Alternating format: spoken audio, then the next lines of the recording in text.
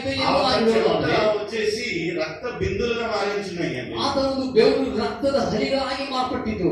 నిజంగా ఆ ఒక వేదనను తప్పించుకోనికైనా తండ్రి అని పిలిచినప్పుడు విశ్వాస ఆ వేదన తప్పించుಕೊಳ್ಳಲು ತಂದೆ ಎಂಬುದಾಗಿ ఈ యొక్క లేఖనాలు నెరవేరాలని ఆయనకు ఎక్కడి నుంచి సహాయం రాలేదండి. ఈ దైవోక్తిಗಳು నెరవేరಬೇಕೆಂಬುದಾಗಿ ಆತನಿಗೆ ಎಲ್ಲಿಂದೂ ಕೂಡ ಸಹಾಯ ಬರಲಿಲ್ಲ. ఇప్పుడు ఒక ఆఖరి క్షణాలలో ఈ క్షణವು ಕೂಡ ಕಡೆ ಕ್ಷಣದಲ್ಲಿ ఆయన గట్టిగా బిగ్గరగా కేక వేస్తూ ಜೋರಾಗಿ ಕೂಗಿಕೊಂಡಾಗ ఏమంటా ఉన్నాడంటే, ಆತನ ಏನು ಹೇಳ್ತಾ ಇದ್ದಾನಂದ್ರೆ, దేవా దేవా ನನ್ನ ದೇವರೇ నా చేయి ఎందుకు విడిచితివి? ನನ್ನ ಕೈ ಯಾಕೆ ಬಿಟ್ಟಿದ್ದಿ? నిజంగా మనం ఎంతగానో ఒకళ్ళ పైన ఆ ఒక సహాయం కోరుతూ వెళ్తా ఉన్నప్పుడు ನಾವು ನಿಜವಾಗಿ ಒಬ್ಬರ ಮೇಲೆ ಸಹಾಯ ಬೇಡಿ ಹೋಗ್ತಾ ಇರುವ ಸಂದರ್ಭದಲ್ಲಿ అనుకున్న సమయానికి వాళ్ళు మనకు సహాయం అందజేయకపోతే ನಮಗೆ ತಕ್ಕ ಸಮಯದಲ್ಲಿ ಅವರು ಸಹಾಯ ನಮಗೆ ಕೊಡದೆ ಹೋದರೆ మనకి ఎంత బాధ అనిపిస్తుంది. ನಮಗೆ ಎಷ್ಟು ಬಾಧೆ ಉಂಟಾಗುತ್ತದೆ. దేవునికి ఈ యొక్క సమయంలో ఆయనకు సహాయం కావాల్సింది. ಈ ಒಂದು ಸಮಯದಲ್ಲಿ ದೇವರಿಗೆ ಸಹಾಯ ಬೇಕಾಗಿತ್ತು. ఆయనను ఎక్కడి నుంచి సహాయం రాలేదు. ಆದರೂ ಸಹ ಎಲ್ಲಿಂದ ಕೂಡ ಸಹಾಯ ಬರಲಿಲ್ಲ. ఆయన దగ్గర నుంచి వాళ్ళ తల్లిదండ్రులు విడిపోయినను, ಆತನ ಬಳಿಯಿಂದ ತನ್ನ ತಂದೆ ತಾಯಿಗಳು ಬೇರ್ಪಟ್ಟರು ಸಹ, అతని స్నేహితులు విడిపోయినను, ಆತನ ಸ್ನೇಹಿತರು ಕೂಡ ಬೇರ್ಪಟ್ಟರು ಸಹ, ఆత్మీయ శిష్యులు విడిపోయినను, ಆತ್ಮೀಯ ಶಿಷ್ಯರು ಕೂಡ ಅವರು ಬೇರ್ಪಟ್ಟರು ಸಹ ఎక్కువగా బాధపడలేదండి. ಆತನು ಹೆಚ್ಚಾಗಿ ಬಾಧೆ ಪಡಲಿಲ್ಲ. ఆయన తండ్రి పైన ఆయన ఒక భారాన్ని మోపించున్నాడు. ತಂದೆ ಮೇಲೆ ಒಂದು ಭಾರವನ್ನು ಆತನು ಹೊರಿಸಿದ. నా యొక్క సహాయం ఎక్కడి నుంచి వస్తుందంటే నా తండ్రి నుంచి వస్తా ఉంటున్నాడనే ఒక విశ్వాసంతో ఉంటున్నాడు. ಆತನಿಗೆ ನನ್ನ ಸಹಾಯ ಎಲ್ಲಿಂದ ಬಂದಿದ್ದು? ನನ್ನ ತಂದೆ ಬಳಿಯಿಂದ ಬಂದೆಂಬುದಾಗಿ ఆఖరి సమయంలో ಆದ ಒಂದು ಕಡೆ ಸಮಯದಲ್ಲಿ ఆయన దగ్గర నుంచి ఒక తండ్రి కొడుకు అనే ఒక కనెక్షన్ విడిపోయింది. ತಂದೆ ಕುಮಾರ ಮಧ್ಯದಲ್ಲಿ ಹೊಂದಿರುವ ಒಂದು ಸಂಬಂಧ ಕಂಡು ಹೋಯಿತಾರೆ. ఆయన పరిశుద్ధుడి నుంచి పాపిగా అయ్యున్నాడు. ಪರಿಶುದ್ಧದಿಂದ ಪಾಪಿಯಾಗಿ ಮಾರ್ಪಟ್ಟಲ್ಲಿ మన ఒక పాప ನಮ್ಮ ಪಾಪಗಳ ನಿಮಿತ್ತವಾಗಿ నిజంగా ವಿಶ್ವವಾಗಿ ఇది న్యాయం. ఒక్కసారి ఆలోచన ఇది న్యాయమైన ಒಂದು చేసిన ఒక తప్పులకై అందరూ శ్రమ పడేది ఏమన్నా న్యాయం?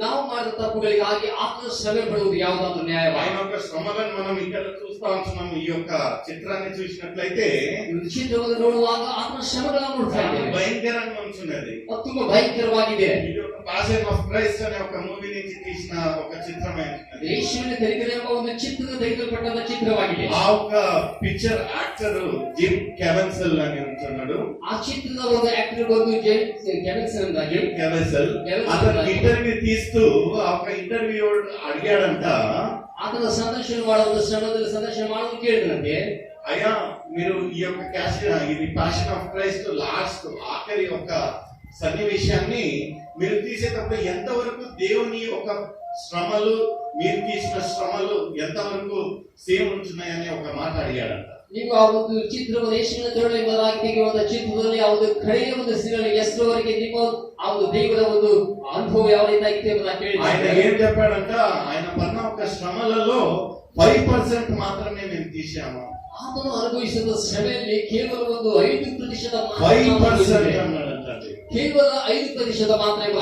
ఆ ఒక మూవీ రివ్యూస్ మనం చూసినట్లయితే ప్రజలు ఆ ఒక 5% ఇంకా చూడలేక మూవీ నుంచి బయటికి వెళ్ళిపోయినట్టు చూస్తాం. ಆ ಒಂದು ಚಿತ್ರವನ್ನು ನೋಡುವಾಗ ಆ ಒಂದು ಚಿತ್ರವನ್ನು ನೋಡದೆ ಜನರು ಆ ಒಂದು 5% ಶ್ರಮೆಯನ್ನು ಕೂಡ ನೋಡಲಾಗ చెప్పాడంట, ఒక 5% మేము ఎందుకు చేసామంటే మాకు ఒక కనెక్టివిటీ కావాల్సినది ఆడియన్స్ కు. మేము ఆఖరి వరకు వాళ్ళు మన ఒక యేసయ్య చేసిన ఒక బలిదానాన్ని చూడాలని మేము అంతవరకు చూపించాల్సి వచ్చింది అని. ಆ ಒಂದು 5% ಕೂಡ ಯಾಕೆ ತೋರಿಸಬೇಕಾಯ್ತಂದ್ರೆ ಜನರ ಒಂದು ಶ್ರಮವನ್ನು ಒಂದು ಕನೆಕ್ಟ್ ಆಗಬೇಕೆಂಬುದಾಗಿ ನಾವು ತೋರಿಸಬೇಕು. చూడండి 5% అంటే ఆయన చెప్పాడంట. యెషయాలో చూసినట్లయితే యెషయా భక్తుడు ఏం రాస్తా ఉంటున్నాడంటే, ఆయన ఒక మాంసపు ముద్దగా మారి ఉంటున్నాడు. he was disfigured అంటా ఉంటున్నాడు. ಆತನು ಒಂದು ಯೆಶಾಯನ ನೋಡುವಾದರೆ ಆತನು ಒಂದು ಮಾಂಸದ ಮುದ್ದೆಯಾಗಿ ಮಾರ್ಪಟ್ಟನೆಂಬುದಾಗಿ ನಾವು ನೋಡುತ್ತೇವೆ. he was disfigured అంటే ఇంకా ಯಾವ ఒక రూపం అనేది లేదండి. ಆತನಿಗೆ ಯಾವ ಸ್ವರೂಪವೂ ಇಲ್ಲ ಎಂಬುದಾಗಿ 17 ಗಂಟలు ఆయన శ్రమ పొందినట్టు మనం చూస్తా ఉంటున్నాడు. ಆತನು 17 ಗಂಟೆ ಶ್ರಮೆಯನ್ನು ಅನುಭವಿಸಿದನ್ನು ನಾವು ನೋಡುತ್ತೇವೆ. ఆ ఒక ముళ్ళ కిరీటము, ಆ ಅವನು ಮುಳ್ಳಿನ ఆ ಕಿರೀಟ ఒక 150 కేజీల ఒక క్రాస్ మోస్తా ఉంటున్నాడు. ఆ 150 kg ಉಳ್ಳಂತ ఆ ಒಂದು ಶಿಲುಬೆ ఆ ఒక్క సిలువలో ఆయన ఒక రక్తపు ఆఖరి బొట్టుంక కార్చినట్టు మనం చూస్తా ಆ ఉంటున్నాం. ಒಂದು ಶಿಲುಬೆಯಲ್ಲಿ ತನ್ನ ಕೊನೆಯ ಒಂದು ರಕ್ತದ ಹನಿಯನ್ನು ಕೂಡ ಸುರಿಸಿದ ಹಾಗೆ ನಾವು ನೋಡುತ್ತೇವೆ. నిన్నటి రోజున వాట్సాప్ లో చూసినట్లయితే ಆ ದಿನ ಒಂದು ವಾಟ್ಸಪ್ ನಲ್ಲಿ ನೋಡುವಾಗ ఆయన ఒక శరీరం పైన 5480 గాయాలు ఉన్నాయంటండి. 5480 ಗಾಯಗಳಿವೆ ಎಂಬುದಾಗಿ ಆತನ ಶರೀರದಲ್ಲಿ. అంటే every centimetre of his body was wounded. ಆ ಪ್ರತಿಯೊಂದು ಸೆಂಟಿಮೀಟರ್ ಕೂಡ ಆತನ ಒಂದು ದೇಹವು ಗಾಯಗೊಂಡಿದೆ. ఎక్కడ గానీ ఇంతొంక గాయం లేకుండా లేరంటండి. ಆ ಒಂದು ಯಾವುದೊಂದು ಅಂಗಳು ಕೂಡ ಗಾಯಗೊಳ್ಳದ ಇಲ್ಲ. 5400 గాయాలు. 5400 ಗಾಯಗಳು. ఎంత బాధ అయింది. ಎಷ್ಟು ಬಾಧೆಯಾಗಿರುವುದು. అతనికి తెలుసు రేపటి రోజున నాతో ఏం జరగబోతుంటున్నారని అతనికి తెలుసు. ಆತನಿಗೆ ಗೊತ್ತು ನಾವೆಂದರೆ ನನ್ನ ನಿಮಿತ್ತವಾಗಿ ಏನು ನಡಲಿಕ್ಕಿದೆ ಎಂಬುದಾಗಿ. ఆయన బాధతో తండ్రి నీ యొక్క చిత్తమైనట్లయితే ఈ యొక్క పాత్రను తొలగించు అని బాధపడతా ఉంటున్నాడు. ಅದು ಸಹ ಆತನ ತಂದೆಯ ನಿಶ್ಚಿತವಾದ ಈ ಪಾತ್ರಗಳನ್ನು ತೊಲಗಿಸು ಎಂಬುದಾಗಿ ಆತನ ಬಾಧೆ ಪಡ್ತಾ అయితే ಇದ್ದಾನೆ. he has come on a great commission ఇక్కడికి. ಆತನ ಒಂದು ಪೂರ್ಣ ಶ್ರಮೆಯಿಂದ ಆತನಿಗೆ ಬಂದ ఒక ప్లాన్ తోటి మన యొక్క పాపముల కొరకై మరణించాలని ఇక్కడికి వచ్చుంటున్నాడు. ನಮ್ಮ ಪಾಪಗಳ ನಿಮಿತ್ತವಾಗಿ ಮರಿಸಬೇಕೆಂಬುದಾಗಿ ಆತನ ಇಲ್ಲಿಗೆ ಬಂದ.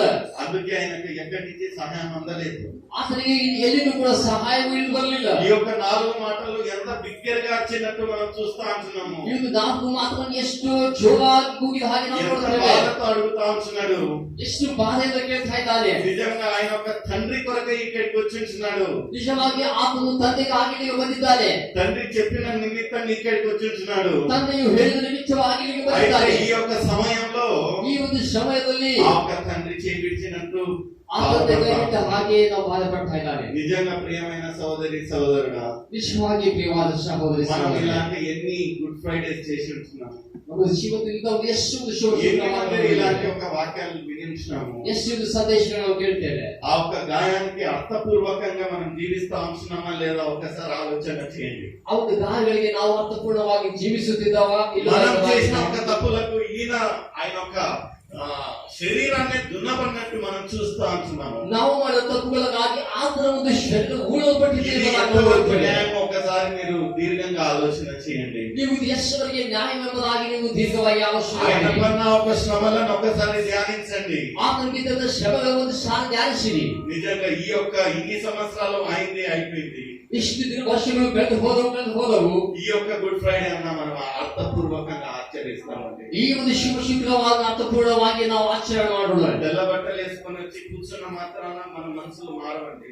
ಬಿಳಿ ವಸ್ತ್ರಗಳು ಧರಿಸಿಕೊಂಡು ಬಂದು ಕೂತಷ್ಟು ಮಾತ್ರಕ್ಕೆ ನಾವು ಮನಸ್ಸುಗಳು మనం ಬದಲಾವಣೆ యథార్థంగా మన ఒక హృదయాలను దేవునికి సమర్పించినట్లయితే మాత్రమే ఆ ఒక మార్పు అనేది మనలో వస్తుంది. ನಾವು ಯಥಾರ್ಥವುಳ್ಳವರಾಗಿ ನಮ್ಮ ಹೃದಯ ದೇವರಿಗೆ ಸಮರ್ಪಿಸಿದಾಗಲೇ ನಮ್ಮಲ್ಲಿ ಒಂದು ಬದಲಾವಣೆ ಬರ್ತದೆ.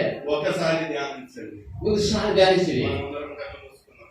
ನನ್ನನ್ನು ಮುಗಿಸೋಣ. దేవానికి వేలాది స్తోత్రం ప్రభువా. ಕರ್ತನೇ, ನಿಮಗೆ ಇದು ప్రభువా, ఈ యొక్క ಸಾವಿರ అవకాశం ఇచ్చినందుకు నీకు వేలాది స్తోత్రం రాజా. ಅಯ್ಯ, ಈ ಒಂದು ಅವಕಾಶವನ್ನು ಕೊಟ್ಟಿದ್ದಾರೆ. ప్రభువా, ప్రతి సంవత్సరం మేము ఈ యొక్క శిల్వ ధ్యానాన్ని ధ్యానిస్తానే ఉంటున్నాం రాజా. ಅಯ್ಯ, ಪ್ರತಿ ವರ್ಷವೂ ಕೂಡ ಒಂದು ಶಿಲುಬೆ ಧ್ಯಾನವನ್ನು ఇంకా ಧ್ಯಾನಿಸಿಕೊಳ್ಳುತ್ತೇವೆ. యథావిధిగా మా యొక్క జీవితాలు మేము జరుగుతానే ఉంటున్నాయి రాజా. ಅಯ್ಯ, ಯಥಾವಿಧಿಯಾಗಿ ನಮ್ಮ ಜೀವಿತಗಳು ಸಾಗುತ್ತಲೇವೆ. ఈ యొక్క సంవత్సరం మాలో ఒక మార్పు రానియండి.